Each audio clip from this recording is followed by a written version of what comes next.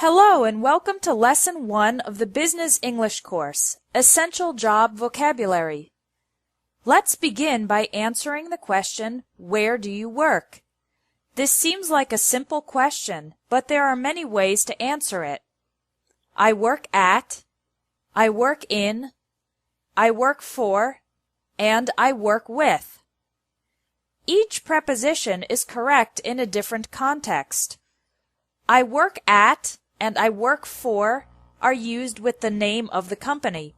For example, I work at Espresso English. I work for Nike.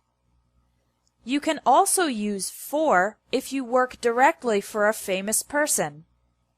I work for Tom Cruise. I'm his public relations manager.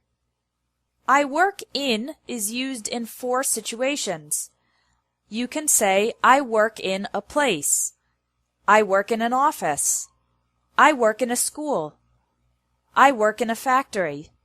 You can also use in with a city or a country. I work in Paris. I work in France. I work in is also used with a department or area of a company. I work in the marketing department. I work in human resources. I work in sales. Finally, you can use I work in with a general area. I work in finance. I work in medical research. I work in consulting. You can say I work with the things or people that are the objects of your day-to-day work. For example, I work with computers. I'm a teacher. I work with special needs children. If you want to add more details about your work, you can say, I'm responsible for. I'm responsible for updating the company website.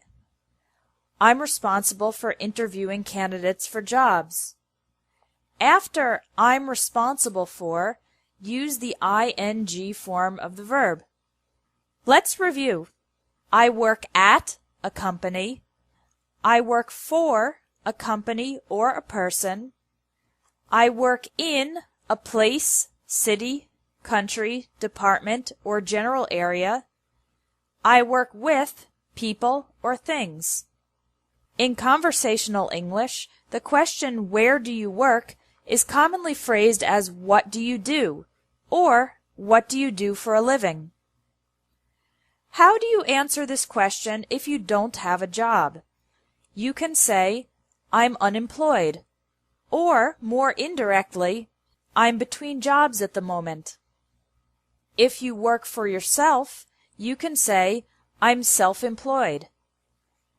If you have your own company, you can say, I own a small business, or more specifically, I own a restaurant, or I own a graphic design company.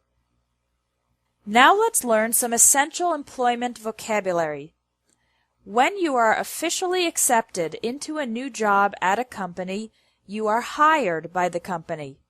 For example, I was hired by an insurance company just 2 weeks after graduating from college. When you're hired, you become an employee of the company. The company becomes your employer. The other employees in the company are your colleagues or coworkers. The person above you who is responsible for your work is your boss or supervisor. As an employee of the company, you earn a salary, money you receive regularly for your work. Don't make the mistake of saying win a salary or get a salary. The correct verb is earn. If you're good at your job, you might get a pay raise or a raise, an increase in your salary. You could also get a promotion, an increase in importance and authority. At the end of the year, some companies give their employees a bonus, extra money for work well done. The opposite of hire is fire, when your company forces you to leave your job. For example, Peter was fired because he never came to work on time. Usually, if someone is fired, it's because they did something bad. If an employee loses his or her job because of a neutral reason, like the company reducing its size, then we say the employee was laid off. For example, Donna was laid off when her company started having financial problems.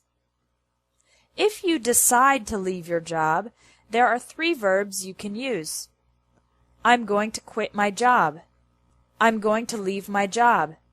I'm going to resign. Quit is informal. Resign is formal. And leave can be formal or informal.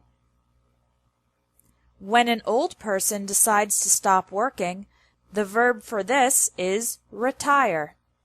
In most countries, people retire around age 65. Let's review the vocabulary you learned in this lesson. Listen and repeat to practice your pronunciation. Hire, employee, employer, colleague, coworker,